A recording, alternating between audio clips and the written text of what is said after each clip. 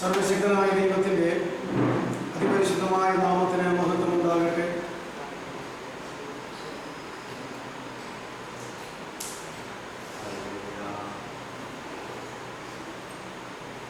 കഴിഞ്ഞ ദിവസം നമ്മൾ ചിന്തിച്ചത് ദൈവമക്കൾക്ക് അവരുടെ ജീവിതത്തിലും ശുശ്രൂഷയിലും വിവിധങ്ങളായ വിഷയങ്ങളിൽ ഉണ്ടാകേണ്ടതായ ദൈവിക സുബോധത്തെക്കുറിച്ചാണ് ചിന്തിച്ച് അവസാനിപ്പിച്ചത്.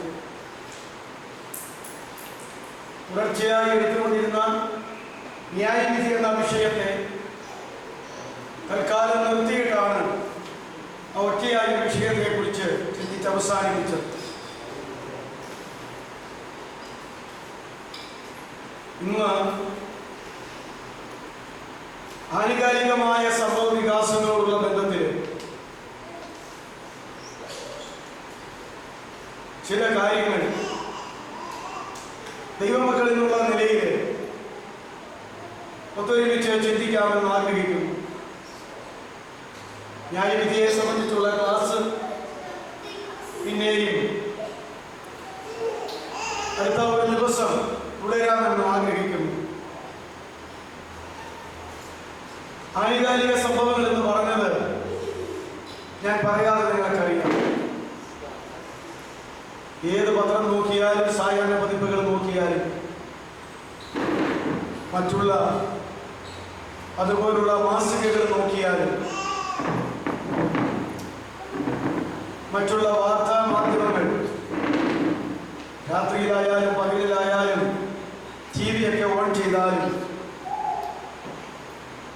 ഇപ്പോൾ ലോകത്തിന്റെ ശ്രദ്ധയെ പിടിച്ചുപറ്റിക്കൊണ്ടിരിക്കുന്ന വിഷയത്തോടുള്ള ബന്ധത്തിലാണ് ഞാൻ പറഞ്ഞത്. ആനുകാലിക സംഭവം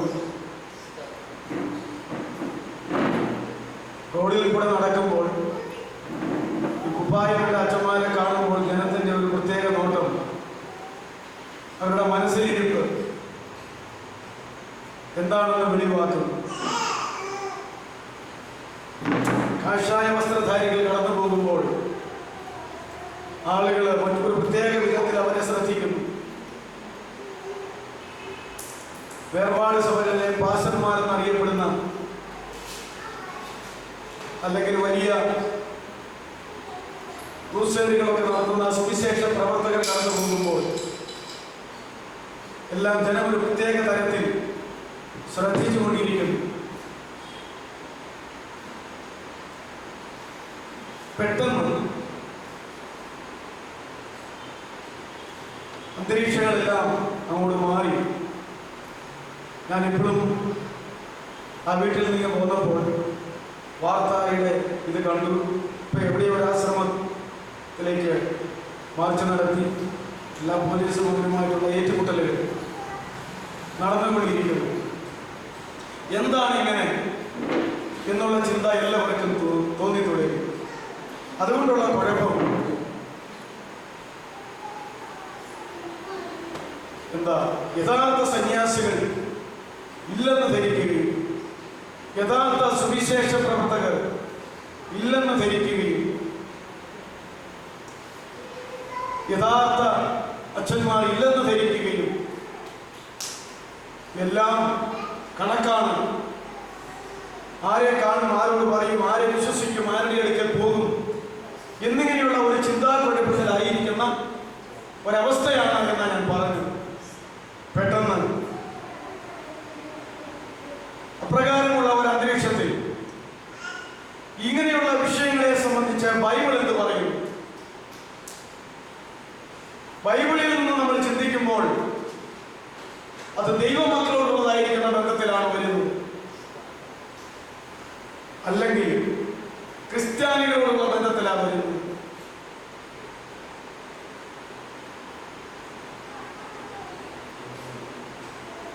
നമുക്ക് ഇപ്രകാരം ചിന്തിച്ചു തുടങ്ങാം.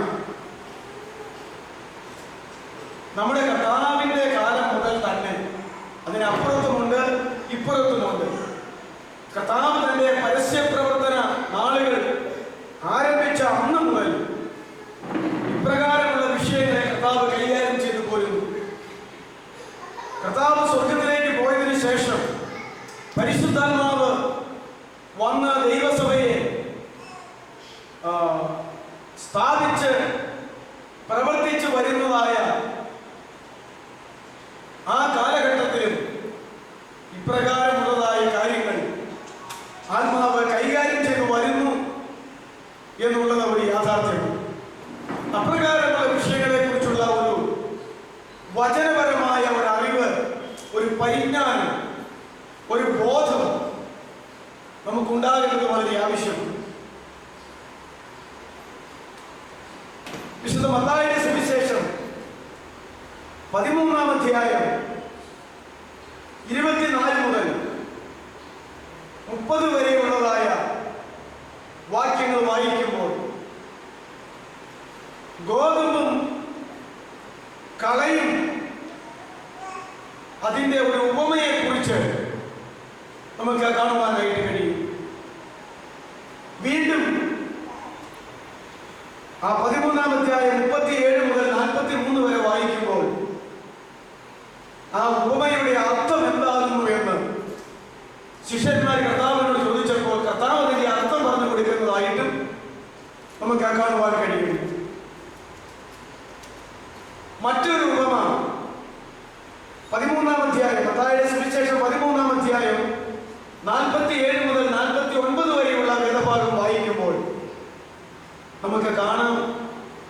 അത് കടലിലേക്ക് എറിഞ്ഞിട്ട് കടലിൽ നിന്ന് മീൻ പിടിച്ച വലയിൽ നല്ലതും ചീത്തയുമായിട്ടുള്ള മീൻ പിടിച്ച ഒരു ഉപമയെ കുറിച്ചാണ് അവിടെ പറയുന്നത്.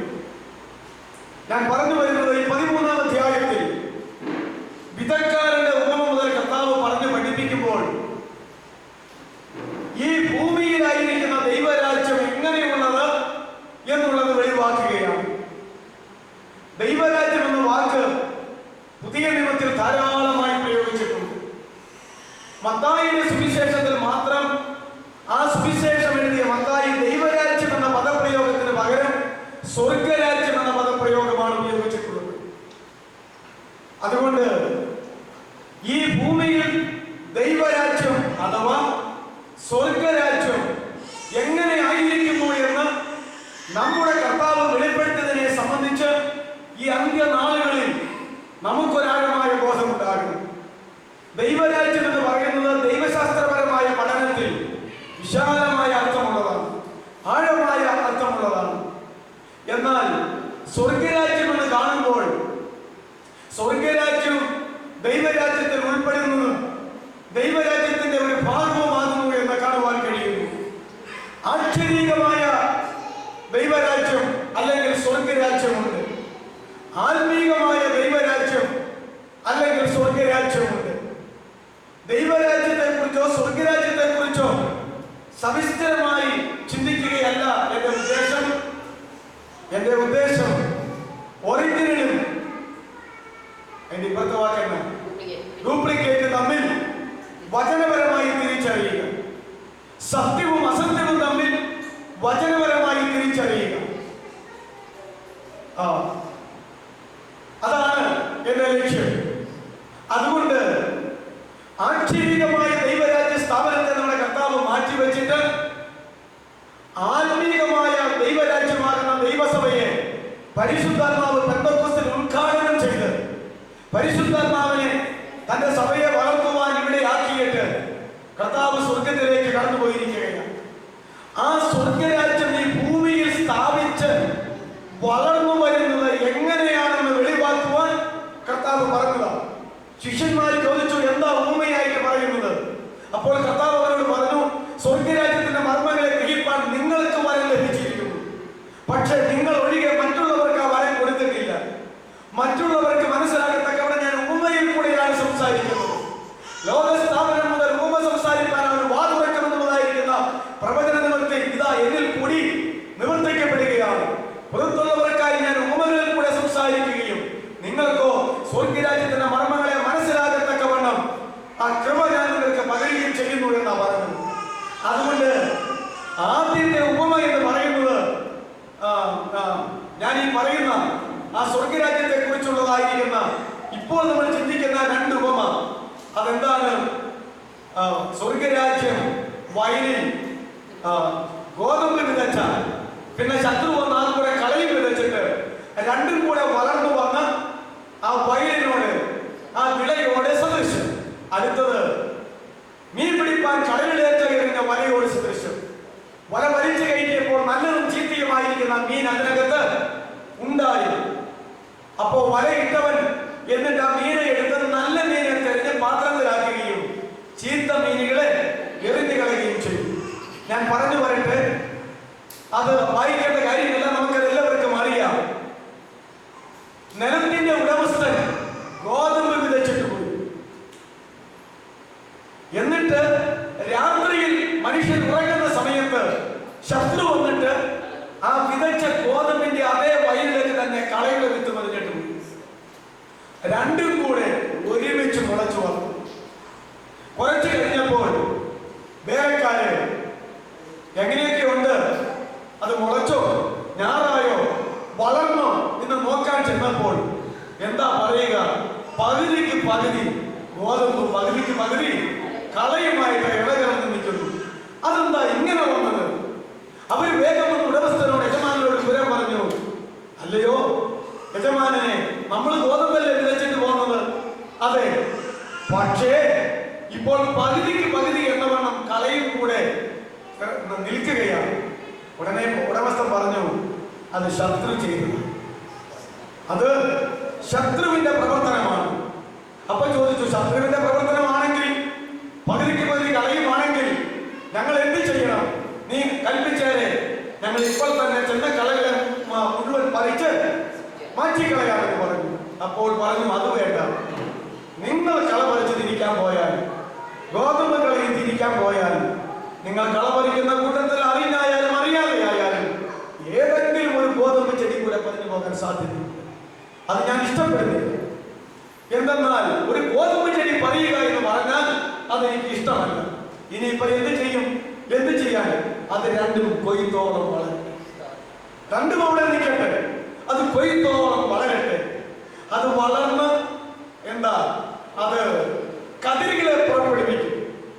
ഗോതമ്പ് കതിരുകളെ പുറപ്പെടുവിച്ച് കഴിയുമ്പോൾ ഗോതമ്പിന് കതിരുണ്ടാകും. കള കതിരുകളെ പുറപ്പെടുവിക്കുമ്പോൾ കളയുടെ കതിരുണ്ടാകും. പിന്നെ അത് അവിടെ നിന്ന് മൂക്കട്ടെ. അങ്ങനെ ഗോതമ്പ് കൊയ്തെടുത്ത് ഇവിടെ നിന്ന് യജമാനന്റെ കളപ്പുരയിലേക്ക് മാറ്റേണ്ട ദിവസം വരെ ഗോതമ്പ് അവിടെ നിൽക്കട്ടെ. അതുവരെയും കളയും അവിടെ നിൽക്കട്ടെ. രണ്ടും പരുവമാകും. ഈ കളയും ഗോതമ്പും, അല്ലെങ്കിൽ നമ്മുടെ നാട്ടിലെ ഇതനുസരിച്ച്, ഇത് പാലസ്തീൻ നാട്ടിലെ കാര്യമാണ്, നെല്ലും കളയും, അതങ്ങനെയാ വരുന്നത്. അപ്പോൾ ഉടമസ്ഥൻ പറയുകയാ, ഞാൻ കൊയ്യാൻ വിടുന്ന ആളുകളെ കൊണ്ട് ആദ്യം കളകളെ കൊയ്ത് കെട്ടുകളാക്കി കെട്ടിച്ചിട്ട് അതിനെ അവിടെ വെപ്പിക്കും. എന്നിട്ട് ഞാൻ ഗോതമ്പ് കൊയ്യാൻ പറയും. ഗോതമ്പുകളെ കെട്ടുകളാക്കി കെട്ടിയിട്ട് ആ കച്ചകൾ യജമാനന്റെ കളപ്പുരയിലേക്ക് കൊണ്ടുപോയി അതവിടെ മെതിച്ചെടുത്ത് ആ നല്ല ധാന്യങ്ങളെ കളപ്പുരയിൽ സുരക്ഷിതമാക്കാൻ ഞാൻ പറയും. എന്നിട്ട് പിന്നെ ഈ പാടത്ത് ആദ്യം കൊയ്ത് കെട്ടുകളാക്കി കെട്ടിയിട്ടിരിക്കുന്ന കളകൾക്ക് അവിടെ തീ കൊളുത്താൻ പറയും. അത് ആ പാടത്ത് കിടന്ന കത്തി ചാമ്പല. ഇതാ കർത്താവ് പറഞ്ഞു. അതുകൊണ്ട് ഇത് എന്തിനെ കുറിച്ച് പറഞ്ഞതാ? സ്വർഗരാജ്യം ഇതിനോട് സദൃശമാകും. ഈ ഭൂമിയിൽ സ്വർഗരാജ്യം എന്ന് പറയുന്നത്, ഈ ഭൂമിയിൽ ദൈവരാജ്യം എന്ന് ഇപ്പോൾ പറയുന്നത് പത്രോസ് അല്ല, റോമാലേഖനത്തിൽ പൗലോസ് പറഞ്ഞല്ലോ. കർത്താവ് തന്നെ അന്ന് പറഞ്ഞു, എന്റെ രാജ്യം ഇപ്പോൾ ഐഹികമല്ല. എന്റെ രാജ്യം ഐഹികമായിരുന്നുവെങ്കിൽ എനിക്ക് വേണ്ടി പോരാടുവാൻ ഇവിടെ ലക്ഷക്കണക്കിന് പടയാളികൾ ഉണ്ടാകുമായിരുന്നു. എന്റെ രാജ്യം ഐഹികമല്ല, അതുകൊണ്ട് എനിക്ക് വേണ്ടി ഇവിടെ പോരാടുവാൻ ഇപ്പോൾ പടയാളികളില്ല. അതുകൊണ്ട് നിങ്ങൾ എന്ത് ചെയ്താലും ഞാൻ സന്തോഷത്തോടെ സഹിക്കാൻ തയ്യാറായിട്ട് വന്നിരിക്കുന്നു എന്ന് പറഞ്ഞു. ഇതാണ് കർത്താവ് അവിടെ പറഞ്ഞത്. അതുകൊണ്ട് ഇത് രണ്ടും ഇങ്ങനെ വളരും എന്ന് നമ്മൾ അറിയേണ്ടതാണ്. ഇതാണ് ദൈവരാജ്യം. രണ്ടും ഇടകലർന്ന് ഇരിക്കുന്നു. എന്തുകൊണ്ട് കളയെ ദൈവം പറിച്ചു കൂട്ടി അന്നേരം കളഞ്ഞില്ല? ആ കൂടെ അത് ഞാൻ പലവട്ടം പറഞ്ഞിട്ടുണ്ട്. എന്റെ അപ്പന്റെ കാലത്ത് പാടമുണ്ടായിരുന്നു, നെൽകൃഷി ഉണ്ടായിരുന്നു. ഞാനും 1-2 കൊല്ലം നെൽകൃഷി ചെയ്തിട്ട് സാധ്യമല്ലാത്ത സാഹചര്യത്തിൽ അത് വിറ്റ് കിടന്നതാണ്. കാരണം എനിക്കതിനോട് പരിചയമില്ല, സകലരും പണം മുടക്കി ചെയ്തപ്പോൾ ഉണ്ടാകുന്ന നെല്ലും വിലയും ഇതിന്റെ മുടക്ക് നമ്മൾ നോക്കിയപ്പോൾ ഉണ്ടാകുന്ന നെല്ലിന്റെ വിലയേക്കാൾ ഇരട്ടി രൂപ കൃഷിക്ക് വേണ്ടി മുടങ്ങുന്നു. അപ്പോൾ അതിന്റെ വളരെ തുച്ഛമായ 3-1 4 തുക കൊടുത്താൽ എന്റെ കുടുംബത്തിന് ആവശ്യമായ നെല്ല് ഓരോ കൃഷിയുടെ സമയത്ത് വാങ്ങാൻ കഴിയുമായിരുന്നു. അപ്പോ കളവറിയൊക്കെ ഞാനും കണ്ടിട്ടുണ്ട്. ചിലപ്പോൾ അപ്പോൾ കളവറിക്കാരെ വടക്ക് പറഞ്ഞ് ഞാൻ കണ്ടിട്ടുണ്ട്. കളവറിക്കാൻ പറഞ്ഞാൽ ഈ നെല്ലെല്ലാം അങ്ങനെ പറിച്ചു കൊടുക്കുന്നതിനാ ഓരോ നോക്കി എന്തോരം നല്ല പറിച്ചു പോകുന്നത്, കുറച്ചുകൂടെ സൂക്ഷിക്കാൻ പാടില്ലേ. അപ്പൊ ഞാൻ വിചാരിച്ചു അവർക്ക് നെല്ല് പറിക്കണം ആഗ്രഹമില്ല, പക്ഷെ ഇതിനൊക്കെ ഇടകലർന്ന് നെല്ലുപുല്ല് എന്ന് പറയുന്ന ഒരു പുല്ല് അത് തിരിച്ചറിയാൻ വളരെ ബുദ്ധിമുട്ടാണ് നെല്ലുപുല്ല്. പിന്നെ അത് കൈ ഒടിച്ച് നോക്കുമ്പോൾ നെല്ലിന് അരമുണ്ട്, ഇതിന് മിനുസമാണ്. അതിപ്പോ അങ്ങനെ ഓരോ ഏതൊക്കെ കൈ ഒടിച്ചിട്ട് പറിക്കാൻ പറ്റുമോ? അതാണ്. അപ്പൊ അത് എത്രയോ ഭൂമിയിൽ പറയുന്നത് എത്രയോ ശരിയാണ്. അതുകൊണ്ട് തിരിക്കുന്നേടം വരെ ദൈവസഭയ്ക്കകത്ത്, ഈ ഭൂമിയിൽ പറയുന്ന ആത്മീക ദൈവരാജ്യമാകുന്ന ദൈവസഭയ്ക്കകത്ത് ഗോതമ്പ് കളയും ഒരുമിച്ച് വളരും. അത് ദൈവത്താൽ ക്രമീകരിക്കപ്പെട്ടിരിക്കുന്ന ഒരു പദ്ധതിയാണ്. ഇതൊരു തെരഞ്ഞെടുപ്പിന്റെ കാലഘട്ടമാണ്. പെന്തക്കോസ്ത് മുതൽ യേശുവിന്റെ മധ്യാകാശം വരെ ഒരു തെരഞ്ഞെടുപ്പിന്റെ കാലഘട്ടമാണ്. എന്താ തെരഞ്ഞെടുപ്പ്? തന്റെ ഏകജാതനായിരിക്കുന്ന മകൻ, തന്റെ രക്തം കൊണ്ട് വീണ്ടെടുക്കപ്പെട്ട ദൈവസഭയാകുന്ന മണവാട്ടിയെ കൈപിടിപ്പിക്കുക എന്നുള്ളത് മാത്രമായി തെളിയിച്ചു. ആകയാൽ ഇവിടെയുള്ള തന്നെ സ്വീകരിക്കുന്നു എന്ന് പറയുന്ന ജനത്തിൽ നിന്ന്, ഈ നമ്മുടെ ഭാഷയിൽ പറയട്ടെ ക്രിസ്ത്യാനികളിൽ നിന്ന്, ദൈവമക്കളിൽ നിന്ന് ഒക്കെ തന്റെ കാന്തയെ തെരഞ്ഞെടുക്കാൻ പോകുന്ന ഒരു തെരഞ്ഞെടുപ്പിലേക്ക് വേദികെട്ട ഈ സംവിധാനം ഇവിടെ ഉണ്ടായിരിക്കുന്നത്. അതുകൊണ്ട് ഇവിടെ പേരിൽ അറിയപ്പെടുന്ന ഏത് ദൈവസഭയായാലും അത് സമ്പൂർണമായി ഇഹലോകത്തിലെ അംഗങ്ങൾ എന്ന് പറയുന്നവർ ഉൾപ്പെടെ ഒരിക്കലും അത് ബോധമല്ല, അത് കളയിൽ കൂടെ ഇടകലർന്ന് മാത്രമേ നിൽക്കത്തുള്ളൂ. ഭൂമിയിൽ ദൈവരാജ്യം ഇങ്ങനെ ആയിരിക്കേ ഉള്ളൂ എന്ന് എന്റെ കർത്താവ് പറഞ്ഞിട്ടുണ്ടെങ്കിൽ അങ്ങനെ അല്ലാണ്ടാക്കാൻ ഇവിടെ ഒരു മാനുഷിക നേതാവിനെ കൊണ്ടോ ഒരു ദൈവദാസനെ കൊണ്ടോ ആരെ കൊണ്ടും സാധ്യമല്ല. അതുകൊണ്ട് എല്ലാവരും കള്ളന്മാരായിക്കോളാനല്ല ഞാൻ പറഞ്ഞത്, എല്ലാവരും കളകളാകാനല്ല പറഞ്ഞത്. കളകൾ ഉണ്ടാകുന്നത്, അസത്യം ഉണ്ടാകുന്നത് ആരുടെ പ്രവർത്തനപരമായിട്ടാണ്? അത് ദൈവത്തിന്റെ പ്രവർത്തനപരമായിട്ടല്ല, അത് ശത്രു ചെയ്തത. ആരാണ് ഈ ശത്രു? എന്താ കർത്താവ് പറഞ്ഞത്? ഞാൻ ലോകത്തിലേക്ക് വന്നത് നിങ്ങൾക്ക് ജീവൻ ഉണ്ടാകുവാനും സമൃദ്ധിയായ ജീവൻ ഉണ്ടാകുവാനുമായിട്ടാണ് വന്നത്. എന്നാൽ കള്ളൻ വരുന്നതിനാ അറുപ്പാനും കുടിപ്പാനും മോഷ്ടിപ്പാനും അല്ലാതെ ഈ കള്ളൻ വരുന്നില്ല. അതുകൊണ്ട് അവനാ ശത്രു എന്ന് നമ്മൾ അറിയേണ്ടതാണ്. ഇതാണ് ഈ ലോകത്തിലെ ദൈവസഭകളും ഈ ദൈവമക്കളും അതിൽ ഉൾപ്പെട്ട് നിൽക്കുന്ന അല്ലാത്തവരും എന്നുള്ള യാഥാർത്ഥ്യം നമ്മൾ മനസ്സിലാക്കണം. പക്ഷേ ദൈവമക്കൾക്ക് പോലും ദൈവസഭക്കാർക്ക് പോലും അറിയത്തില്ല. ഈ രജിസ്റ്ററിൽ കാണുന്ന, ഈ പേരിൽ അറിയപ്പെടുന്ന ഈ ഓരോ കണക്കിലുള്ള മെമ്പേഴ്സ് ഇത് മുഴുവൻ കർത്താവിന്റെ കാന്തയാണെന്നോ, കർത്താവിന്റെ ശരീരമാണെന്നോ, കർത്താവിനാൽ പണിയപ്പെടുന്ന ആത്മീക ശബ്ദമാണെന്നോ ഒക്കെ ഒരു വിദ്യാധാരണയിൽ കൂടെ പോവുകയാണ്. ആകയാൽ ഒരിക്കലും അങ്ങനെ വരത്തില്ല. യഥാർത്ഥ ഗോതമ്പ് മണികൾ അതെ യജമാനന്റെ കളപ്പുരയിലാകുന്നത് പോലെ യഥാർത്ഥ നിലത്ത് വീണ് ഗോതമ്പ് മണി നിലത്ത് വീണ് ചാകുന്നില്ലെങ്കിൽ അത് തനിയായിരിക്കും, ചത്തുവെങ്കിലോ ഫലം കായ്ക്കും.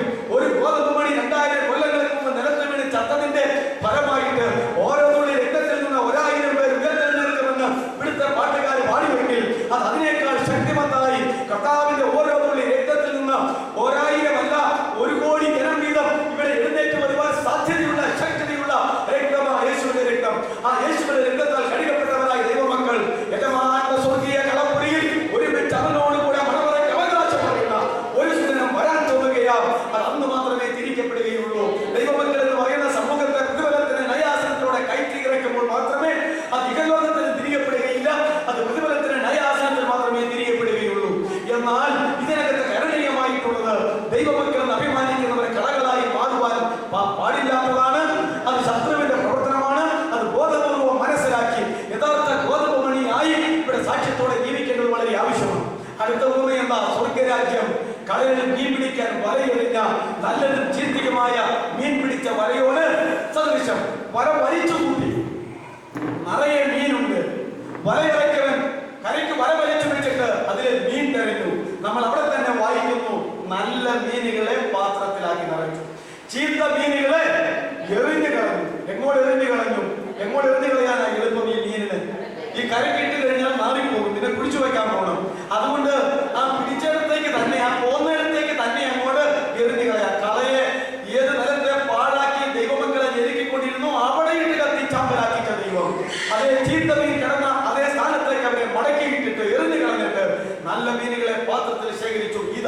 ഭൂമിയിലെ ദൈവരാജ്യം, സ്വർഗരാജ്യം എന്ന് പറഞ്ഞു. അതുകൊണ്ട് വലയിറക്കിയാൽ, കടലാകുന്ന ലോകത്ത് സുവിശേഷമാകുന്ന വലയിറക്കിയാൽ, ആ സുവിശേഷമാകുന്ന വല വലിച്ചു കൂട്ടുമ്പോൾ നല്ല മീനും ചീത്ത മീനും കയറാൻ സാധ്യതയുണ്ട്. എന്നാൽ പിറിക്കുന്ന ഒരു സമയമുണ്ട്, തിരിക്കുന്ന ഒരു സമയമുണ്ട്, മീനെ പാത്രത്തിലാക്കുന്ന ഒരു കാലഘട്ടമുണ്ട്, ചീത്തയെ എവിടെ നിന്ന് കിട്ടിയോ അവിടേക്ക് തട്ടിക്കളയുന്ന ഒരു കാലഘട്ടമുണ്ട്. ഇതാണ് ദൈവസഭ എന്ന് നമ്മുടെ കർത്താവ് പറഞ്ഞു.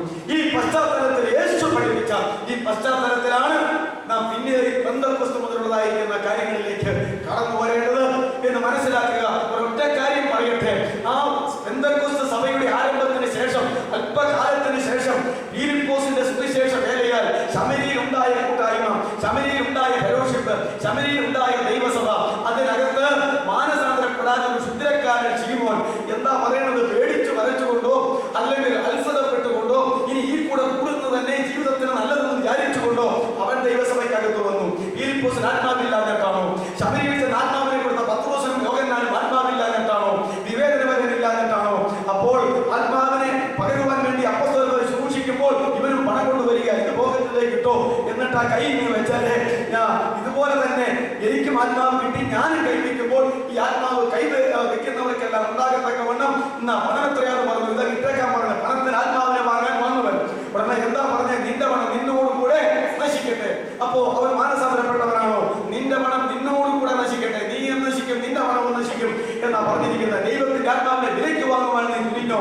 നിന്റെ പാപം ക്ഷമിച്ചു കിട്ടുമോ? എനിക്കറിയുന്നില്ല, അനുഭവിച്ചു നോക്ക് എന്നല്ലേ പറഞ്ഞത്. അപ്പൊ ഞാൻ ചോദിക്കട്ടെ, ഇവൻ എങ്ങനെ ദൈവസഭയ്ക്ക് അകത്ത് വന്നു? ഇവൻ എങ്ങനെ പരിശുദ്ധമാരെ വാങ്ങാൻ അപ്പോസ്തലന്മാരുടെ അടുക്കൽ വന്നു? അതെ, അപ്പോസ്തലന്മാർക്ക് ആത്മാവില്ലാഞ്ഞിട്ടാണോ, പഴങ്ങളില്ലാഞ്ഞിട്ടാണോ, കഴിവില്ലാഞ്ഞിട്ടാണോ? അവിടെ മുതൽ കള തുടങ്ങിയതാ, അല്ലേ?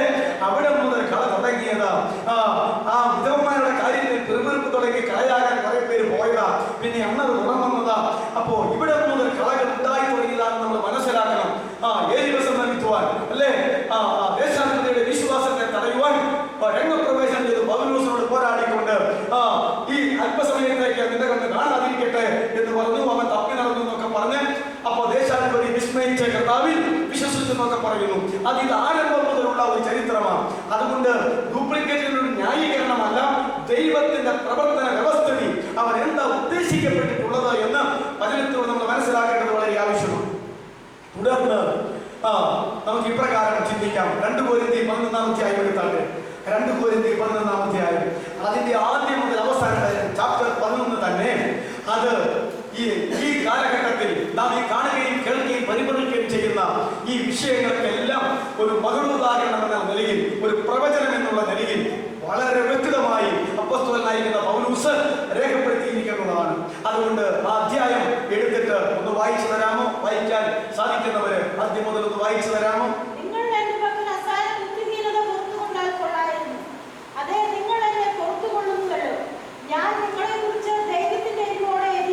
അവിടെ നിർത്തിക്കൂ.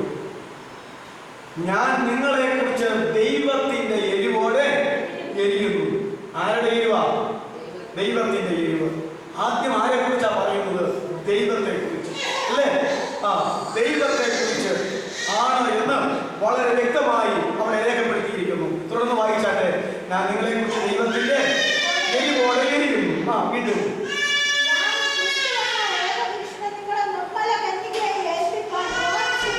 ആ വാക്യം നമുക്കറിയാം.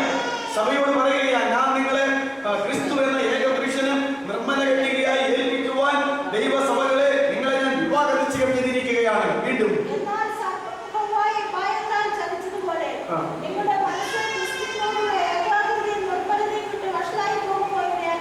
ഈ വാക്യത്തിൽ ഒരു വാക്യം ശ്രദ്ധിക്കുക.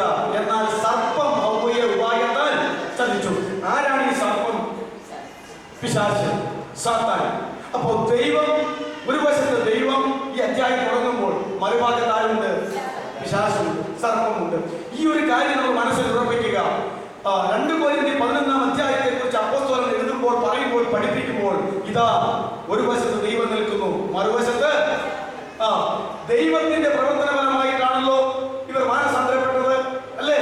ഇവർ ഇപ്രകാരം വന്നത് അതേ ദൈവത്തിന്റെ പ്രവർത്തനപരമായിട്ടല്ലേ ഇവരെ നിർമ്മല കന്യകയായി ക്രിസ്തുവിന്റെ കല്യാണ ദിവസം ഏൽപ്പിക്കുവാൻ പൗലോസ് എന്ന് പറയുന്ന ഈ അപ്പോസ്തലൻ ഇവരെ വിവാഹ നിശ്ചയം ചെയ്തിരിക്കുന്നത്? അതെല്ലാം ദൈവത്തിന്റെ കാര്യമല്ലേ, ദൈവത്തിന്റെ പ്രവർത്തനപരമല്ലേ? എന്നാൽ ഭയപ്പാടെന്താ? അന്ന് സർപ്പം ഹവ്വയെ ഉപായത്താൽ ചതിച്ചതുപോലെ ചെയ്തിരിക്കുന്ന ഈ ദൈവസഭകളെ, ഈ 1-ാം നൂറ്റാണ്ടിലെ ദൈവസഭകളെ, ക്രിസ്തു എന്ന ആ കല്യാണ നിശ്ചയം ചെയ്തിരിക്കുന്ന മണവാളനിൽ നിന്ന് നിങ്ങളുടെ മനസ്സിന്റെ ഏകാഗ്രതയും നിർമ്മലതയും കളയിപ്പിച്ച് അത് തെറ്റിച്ച് കളയുമോ എന്ന് ഞാൻ ഭയങ്കരമായി ഭയപ്പെടുന്നു. ഒരു ഭാഗത്ത് ദൈവം അത് കുഞ്ഞാടിനെ ഒരുക്കിക്കൊണ്ട്, അല്ല മണവാട്ടിയെ ഒരുക്കിക്കൊണ്ട്, കുഞ്ഞാടിന്റെ ഓമനക്കുമാരനായിരിക്കുന്ന മണവാളിന്റെ കല്യാണം നടക്കുവാൻ ശക്തിമത്തായി ദൈവം പ്രവർത്തിച്ചുകൊണ്ടിരിക്കുമ്പോൾ മറുഭാഗത്ത് സർപ്പം ആ കല്യാണം നടക്കാതിരിക്കുവാൻ, ആ മണവാളിൽ നിന്ന് ഈ മണവാട്ടിയെ അകറ്റുവാൻ, മാനസികമായി മടിപ്പിക്കുവാൻ, ഏകാഗ്രത വിടുവാൻ, നിർമ്മലത കളങ്കപ്പെടുത്തുവാൻ ഒക്കെയുമായിട്ട് ശക്തമായ കാര്യം പ്രവർത്തിച്ചുകൊണ്ടിരിക്കുന്നു. സാത്താൻ പ്രവർത്തിച്ചുകൊണ്ടിരിക്കുന്നു. നമ്മുടെ വിചാരം രക്ഷിക്കപ്പെട്ടപ്പോൾ പിന്നെ സാത്താൻ പോലും തിന്നമ്പാടിയിൽ പോയി, പിന്നെ അവൻ ചത്തുപോയെന്ന അതേപോലും അന്നേരം മുതൽ ആ പ്രവർത്തനം ശക്തിപ്പെടാൻ പോകുന്നത്. രക്ഷിക്കപ്പെടാത്തവരെ പുറകെ നടന്നിട്ട് വല്ല കാര്യമുണ്ടോ? രക്ഷിക്കപ്പെടാതെ അവൻ നോക്കും ഈ ലോകത്തിൽ സകല മനുഷ്യരെയും, രക്ഷയിലേക്ക് വരാതെ നോക്കും. എവനെങ്കിലും ദൈവകൃപയാൽ രക്ഷിക്കപ്പെട്ടു പോയാൽ അവനെ കുഞ്ഞാടിന്റെ കാന്തയാക്കാതെ കല്യാണ മണ്ഡപത്തിൽ കടത്താതെ നോക്കും. ഇതാണ് അവന്റെ വഴി. രക്ഷിക്കപ്പെട്ടവനെ പിന്നെ രക്ഷിക്കപ്പെടുത്താതിരിക്കാൻ പറ്റൂ? പറ്റത്തില്ല. പെട്ടവൻ പെട്ടുപോയി. രക്ഷിക്കപ്പെട്ടവനെ പിന്നെ എന്ത് ചെയ്യുകയാണ്? ഒരിക്കലും യേശു ക്രിസ്തുവുമായുള്ള ബന്ധത്തിൽ അവൻ വളർന്നു വരാതെ ആ കല്യാണ നിശ്ചയം മുടക്കിക്കളഞ്ഞ് വേറെ ഒരുത്തിന് ആക്കാനായിട്ടുള്ള പരിപാടിയിലേക്ക് രാപകലില്ലാതെ അവൻ പ്രവർത്തിച്ചു കൊണ്ടിരിക്കുകയാണ്. അതാണ് ഞാൻ പറഞ്ഞത്. ആ മറ്റേ കർത്താവ് പറഞ്ഞ ഉപമയുടെ കാര്യം അങ്ങനെയാണ്. ഇത് രണ്ടും കൂടെ വളരുമെന്ന് പറഞ്ഞത്. അപ്പൊ രക്ഷിക്കപ്പെട്ടോ ഇല്ലയോ എന്നുള്ളതല്ല ഇവിടുത്തെ വിഷയം. കുഞ്ഞാടുമായിട്ട് കല്യാണം നടക്കുമോ എന്നുള്ളതാണ്. രക്ഷിക്കപ്പെട്ടോ എന്നുള്ളത് ആരംഭമാണ്. അത് മിസ്രയീം വിട്ട് കനാനിലേക്കുള്ള യാത്ര തിരിച്ചിട്ടേ ഉള്ളൂ. കനാനിൽ കയറി കനാൻ അവകാശപ്പെടുത്തുമോ എന്നുള്ളതാണ്. 600,000 ഇസ്രായേൽക്കാരിൽ 2 പേർക്ക് അകത്ത് കയറി കൈവശപ്പെടുത്താൻ പറ്റുകയല്ലോ. ആ തലമുറയിൽ ലീഡറായിരിക്കുന്ന മോശയ്ക്ക് പോലും അതിന് സാധിച്ചിട്ടില്ലല്ലോ. അതുകൊണ്ട് 1 കൊരിന്ത്യർ 10 പൗലോസ് പറഞ്ഞു, ഇസ്രായേലിൽ അത് സംഭവിച്ചില്ല, അവരുടെ മിക്ക പേരിലും ദൈവം അത് സാധിച്ചില്ല. ഇത് ഞാനിപ്പോൾ പറയുന്നത് ദൈവസഭയ്ക്ക് ഒരു ബുദ്ധി ഉദ്ദേശത്തിന് വേണ്ടിയിട്ടാണ്. അതുകൊണ്ട് നിൽക്കുന്നുവെന്ന് ആർക്കെങ്കിലും തോന്നുന്നുണ്ടെങ്കിൽ വീഴാതിരിക്കാൻ നോക്ക് എന്നാ പറഞ്ഞിരിക്കുന്നത്. നിൽക്കുന്നുവെന്ന് ആരെങ്കിലും തോന്നുന്നുണ്ടെങ്കിൽ വീണു പോകാൻ സാധ്യതയാണ്. വീഴാതിരിക്കാൻ നോക്കിക്കോ. ഇനി നിൽക്കാൻ നോക്കുവല്ല, വീഴാതിരിക്കാൻ നോക്കിക്കോ എന്നാ പറയുന്നത്. അതുകൊണ്ട് ഇതെല്ലാം കൂടെ ഒരുമിച്ച് ചിന്തിക്കുമ്പോൾ മാത്രമേ അതിന്റെ ഗൗരവം നമുക്ക് മനസ്സിലാക്കാനായിട്ട് പറ്റത്തുള്ളൂ. അതുകൊണ്ട് എന്താ, ഒരു ഭാഗത്ത് ദൈവം നിന്ന് പ്രവർത്തിക്കുന്നു, ജനത്തെ രക്ഷപ്പെടുത്തി രക്ഷിക്കപ്പെട്ടവരെ കുഞ്ഞാടിനെ കാന്തിയാക്കി തീർക്കുവാൻ. അപ്പോൾ മറുഭാഗത്ത് അന്ന് സൗവയെ തോൽപ്പിച്ച, ആദവനെ തോൽപ്പിച്ച അതേ പഴയ പാമ്പായ മഹാസർപ്പമായിരിക്കുന്ന അവൻ അവിടെ നിന്ന് പ്രവർത്തിക്കുകയാണ്. കല്യാണ നിശ്ചയം ചെയ്തിരിക്കുന്നവരെ കല്യാണം നടത്താതെ ഹൃദയം തെറ്റിച്ച്, മനസ്സ് തെറ്റിച്ച് അവരെ മാറ്റിക്കളയാനായിട്ടുള്ള സകല പ്രവർത്തനവും ഇവിടെ സാത്താൻ ചെയ്തുകൊണ്ടേയിരിക്കുന്നു. ഈ 2 പ്രവർത്തനങ്ങൾ ശക്തിമത്തായി ഒരു വ്യക്തിയിൽ കൂട്ടിയടിക്കുന്നുണ്ട് എന്നുള്ള യാഥാർത്ഥ്യം നമ്മൾ മനസ്സിലാക്കേണ്ടത് വളരെ ആവശ്യമാണ്. അപ്പൊ തുടർന്ന് നമുക്ക് താഴോട്ട് വായിച്ച് ചിന്തിക്കാം. ഇപ്പൊ വായിച്ചതിന്റെ താഴത്തെ വേദഭാഗത്തിലേക്ക് കടന്നുവന്നാട്ടെ. എന്താണ് ഈ പറയുന്നത്? എങ്ങനെ കല്യാണ നിശ്ചയം ചെയ്തിരിക്കുന്ന ആ വ്യക്തിയെ യേശു ക്രിസ്തുവിനോടുള്ളതായിരിക്കുന്ന ഏകാഗ്രതയും നിർമ്മലതയും വിട്ട് വഷളാക്കി കളയുന്നത് എങ്ങനെയാണെന്നാണ് പറഞ്ഞത്. അത് പറഞ്ഞു തന്നില്ലെങ്കിൽ നമുക്കറിയാൻ വളരെ ബുദ്ധിമുട്ടുണ്ടായിരുന്നു. എന്താ പറഞ്ഞിരിക്കുന്നത്? അതിന്റെ കാരണം പറയുക. ഇവിടെ മുതൽ കുറെ കൂടെ കൂടുതലായിട്ട് നിങ്ങൾ ശ്രദ്ധിക്കുക.